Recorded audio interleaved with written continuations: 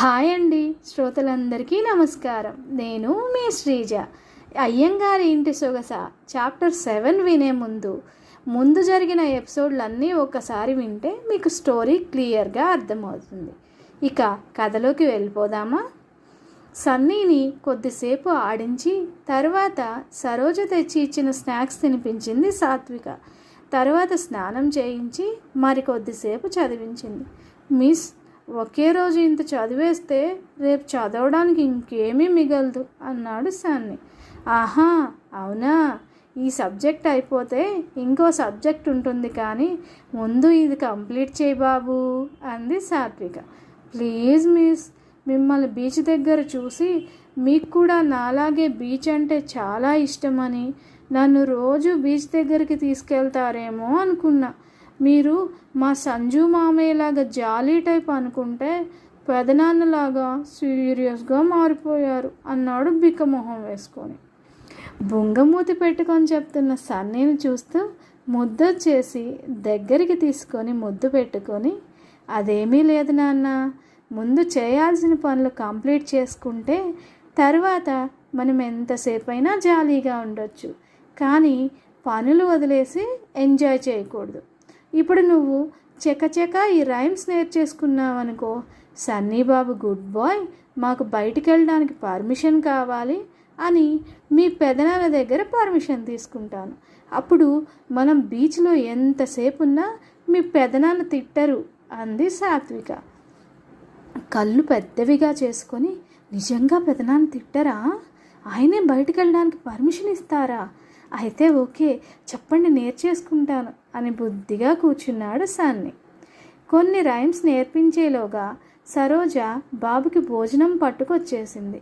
అది బాబుకు తినిపిస్తూ, అవును సన్నీ, నువ్వెందుకు డైనింగ్ హాల్ దగ్గరికి రావు అని అడిగింది సాత్విక. పిల్లలు పెందలాడే తినేసి టైంకి నిద్రపోవాలని పెదనాన్న చెప్పారు.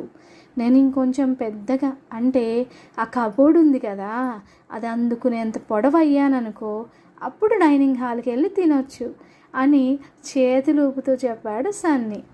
సన్నీ ముద్దు మాటలు చూస్తూ, ఓహో, శ్రీమాన్ రాక్షసుడు గారు పద్ధతులు బాగా పాటిస్తారన్నమాట అని మనసులో అనుకొని, అవును సన్నీ, మీ పెదనాన్న ఎప్పుడు నిన్ను తిడుతూనే ఉంటారా అని అడిగింది సాత్విక. లేదు మిస్, ఆయనకు నేనంటే చాలా ఇష్టం.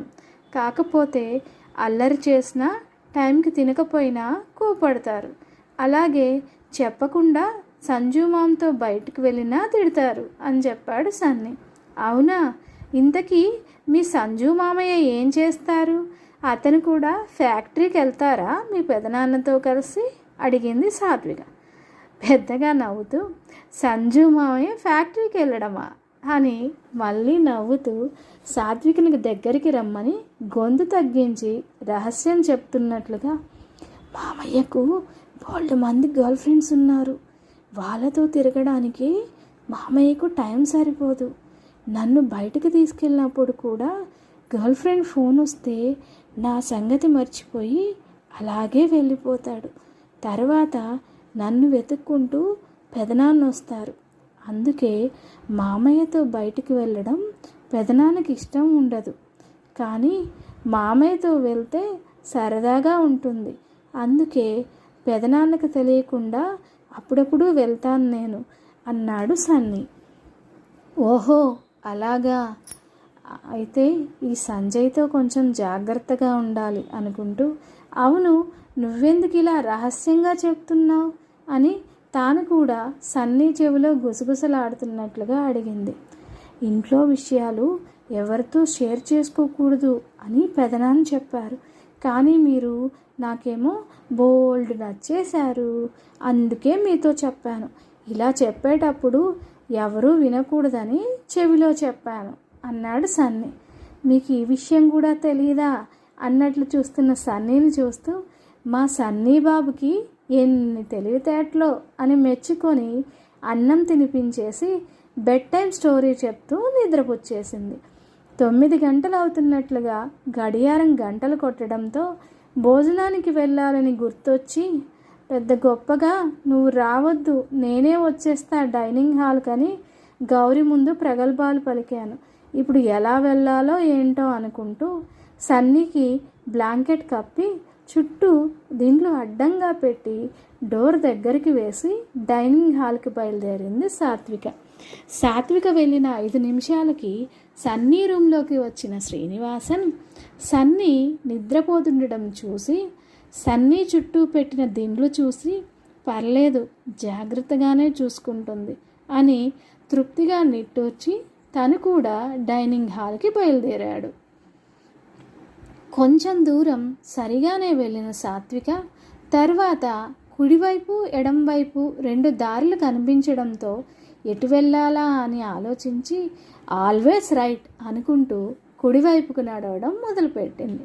వరుసనే గదులు కనిపిస్తుంటే తాను దారి తప్పినట్లు అర్థమైనా ఇటువైపు ఏమున్నాయో చూద్దామనే క్యూరియాసిటీతో ముందుకు నడిచింది. 4 గదులు దాటిన తర్వాత ఒక పెద్ద హాల్ కనిపించడంతో దానిలోకి వెళ్ళిన సాత్వికను చందన పరిమళాలు చుట్టుముట్టేశాయి. తన్మయత్వంతో ఆ పరిమళం ఎక్కడి నుంచి వస్తుందో అర్థం కాక చుట్టూ పరికించి చూసింది సాత్విక. మొత్తం ఖాళీగా ఎటువంటి ఫర్నిచర్ కూడా లేని ఆ హాల్లో ఆ సువాసన ఎట్నుంచి వస్తుందో అర్థం అవ్వలేదు. కానీ ఆ సువాసనతో పాటు శ్రావ్యంగా మంద్రస్థాయిలో మెల్లగా వినిపిస్తున్న మంత్రోచ్చారణ కూడా ఆమె చెవులను చేరింది.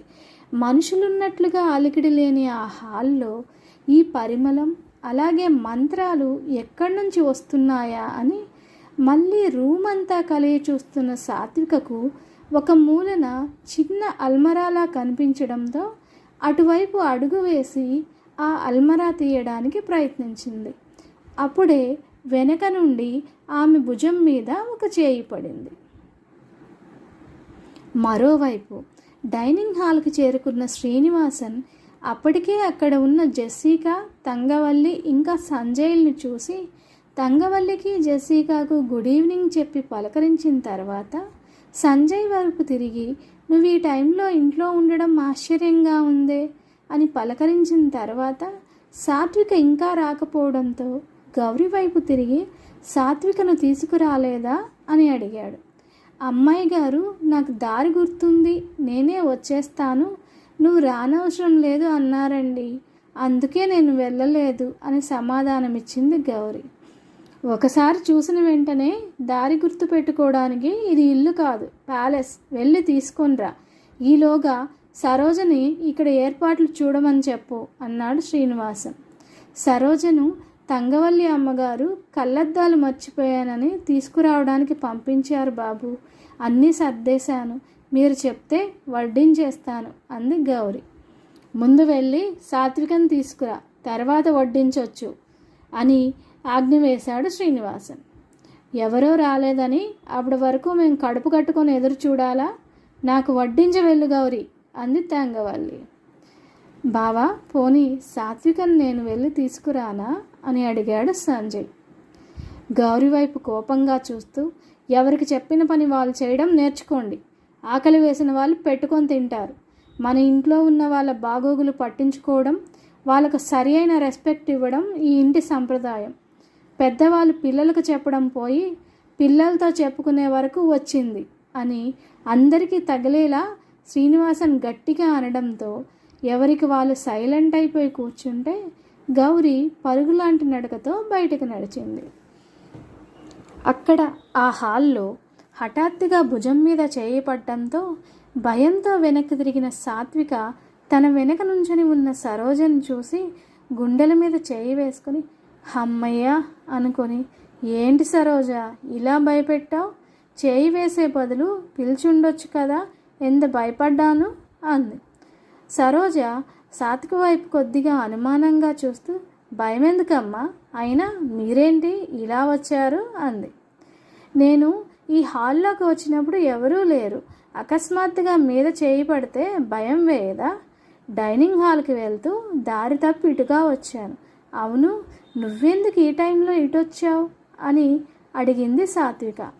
పెద్దమ్మగారు కళ్ళజోడు మర్చిపోతే తీసుకెళ్దామని వచ్చాను, ఆమె రూము ఇటు చివరగా ఉంటుంది, కళ్ళజోడు తీసుకొని తిరిగి వస్తుండగా మీరు ఇందులోకి వెళ్తూ కనిపించారు, నాకు ప్యాలెస్ చూపించేటప్పుడు కొన్ని చోట్లకి పర్మిషన్ లేకుండా వెళ్ళకూడదని, ఇంకొన్ని చోట్లకి అసలు ఎప్పుడూ వెళ్ళకూడదని గౌరీ అక్క చెప్పింది.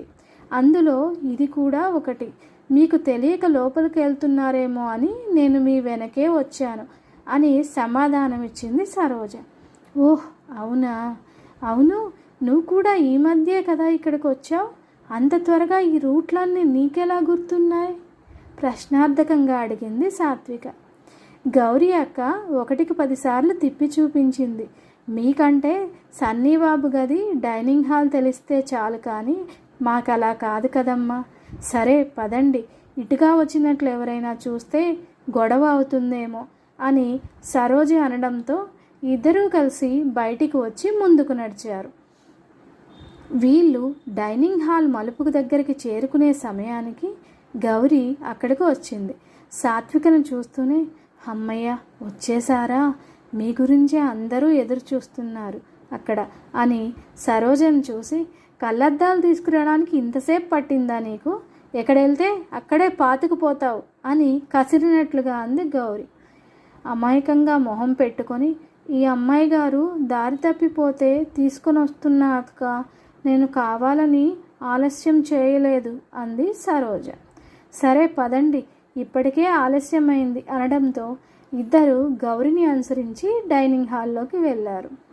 లోపలికి వెళ్తూనే జెస్సికా వైపు చూసి పలకరింపుగా నవ్వి తంగవల్లి వైపు చూస్తే ఆమె సీరియస్గా కనిపించడంతో, అమ్మో ఈమెతే మనకెందుకని పక్కకు చూస్తే శ్రీనివాసన్, అతనికి ఎదురుగా రెండో వైపు సంజయ్ కనిపించడంతో శ్రీనివాసన్ని చూసి కూడా చూడనట్లుగా వెళ్ళి సంజయ్ పక్కన కూర్చొని హాయ్ అని పలకరించింది సాత్విక. కావాలని అటు వెళ్ళి కూర్చున్న సాత్వికను చూసి కోపాన్ని కంట్రోల్ చేసుకుంటూ మౌనంగా కూర్చున్నాడు శ్రీనివాసన్. వచ్చింది కదా మహారాణి, ఇక వడ్డిస్తే తింటాం, ఎదురుగా తిండి పెట్టుకొని కూడా ఎదురు చూడాల్సిన కర్మ ఏంటో అని వ్యంగ్యంగా అంది తంగవల్లి. తంగవల్లి మాటలతో గౌరీ త్వరగా అందరికీ వడ్డించేసింది. తర్వాత పరుపు పాయసం బౌల్స్లో వేసుకొని తీసుకొచ్చి అక్కడ పెట్టింది. తంగవల్లి పాయసాన్ని చూడగానే అన్నం తినడం ఆపేసి, నాకు పాయసం చాలు, అన్నం అవసరం లేదు అని త్వరగా ఒక బౌల్ ఖాళీ చేసి రెండో బౌల్ తీసుకుంది. ఇంట్లో అందరికీ పరుపు పాయసం ఇష్టం అవడం వల్ల త్వరగా తినేసి ఎవరి బౌల్ వాళ్ళు తీసేసుకున్నారు. తంగవల్లి 2 బౌల్స్ తీసుకోవడం వల్ల మెల్లగా తింటున్న సాత్వికకు పాయసం బౌల్ లేకుండా పోయింది. అది గమనించిన శ్రీనివాసన్ నోరు తెరిచి ఏదో చెప్పేలేగా సంజయ్ తన బౌల్ సాత్విక వైపు జరిపి, ఇది తిను ఏంజెల్ అని చెప్పాడు. సాత్విక మొహమాటంగా, వద్దండి, నాకు స్వీట్ అంతగా ఇష్టం ఉండదు అంది. ఈ స్వీట్ ఇష్టం లేని వాళ్ళు కూడా ఉంటారా? ఒకసారి టేస్ట్ చేస్తే వదిలిపెట్టరు. ఈ పరుపు పాయసం ఇక్కడ ఎంత ఫేమస్సో తెలుసా? మా ఇంట్లో అందరికీ ఇది ఫేవరెట్ స్వీట్ అని స్పూన్తో పాయసం తీసి సాత్వికకు అందించబోయాడు సంజయ్. అప్పటి వరకు కోపాన్ని అంచుకున్న శ్రీనివాసన్ కళ్ళు ఎర్రబడుతుండగా, గౌరీ అని పెద్దగా అరిచి, పాయసం బౌల్ ఒకటి తక్కువగా ఉంటే తెచ్చిపెట్టాలని తెలియలేదా అన్నాడు. శ్రీనివాసన్ అరిచిన అరుపుకి చేతిలో స్పూన్ కిందకి జారిపోగా శ్రీనివాసన్ మొహాన్ని చూసి అతనికి చాలా కోపం వచ్చిందని అర్థమై, అయ్యో బావు ఉన్నాడని చూసుకోకుండా కొంచెం ఎక్కువ చేసినట్లున్నాను అనుకొని సైలెంట్ అయిపోయాడు సంజయ్. సాత్విక మాత్రం బిక్క చచ్చిపోయి శ్రీనివాసన్ వైపే చూస్తూ కూర్చుంది. జెస్సికా తినడం ఆపేసి శ్రీనివాసన్కి ఎందుకంత కోపం వచ్చిందా అని ఆలోచిస్తుంటే, తంగవల్లి మాత్రం తనకేమీ సంబంధం లేనట్లు పాయసం రెండో బౌల్ ఖాళీ చేసే పనిలో మునిగిపోయింది. గౌరీ వణుకుతూ పాయసం బౌల్ తెచ్చి సాత్విక ముందు పెట్టింది. ఇంకా భయం నుండి తేరుకోని సాత్విక అలాగే చూస్తుండడంతో, తీసుకొని తిను అని చెప్పాడు శ్రీనివాసన్ సీరియస్గా. తినకుంటే ఇప్పుడు ఎక్కడ కొట్టేస్తాడా అన్నట్లుగా స్పూన్ వెంట స్పూన్ నోట్లో కుక్కుంటూ సగం మీద పడేసుకుంటూ తింటున్న సాత్వికను చూస్తే చిన్నపిల్లలా అనిపించి కోపం తగ్గి చిరునవ్వు వచ్చింది శ్రీనివాసన్ మొహంలో. తినడం అయిపోయాక వెళ్తూ వెళ్తూ వెనక్కి తిరిగిన సాత్వికకు తననే చూస్తున్న సరోజ కనిపించింది. ఇద్దరి కళ్ళు ఒక క్షణం కలుసుకొని విడిపోయాయి. సరోజ కళ్ళల్లో సాత్విక మీద అనుమానం కనిపిస్తుంటే సాత్విక కళ్ళల్లో సరోజ ఎందుకు తనను గమనిస్తుందా అనే సందేహం చోటు చేసుకుంది. ఇంతకీ అయ్యంగార్ ప్యాలెస్లో ఉన్న ఆ హాల్ యొక్క రహస్యం ఏమై ఉంటుంది? మనుషులెవరూ లేకపోయినా అందులో సువాసన రావడం, మంత్రోచ్చారణలు వినిపించడం, దీనికి కారణం ఏమై ఉంటుంది? ఈ ప్రశ్నలకు సమాధానం తెలియాలంటే నెక్స్ట్ ఎపిసోడ్ కోసం ఎదురు చూడాల్సిందే. వింటూనే ఉండండి మీ అక్షరాకృతి ఛానల్.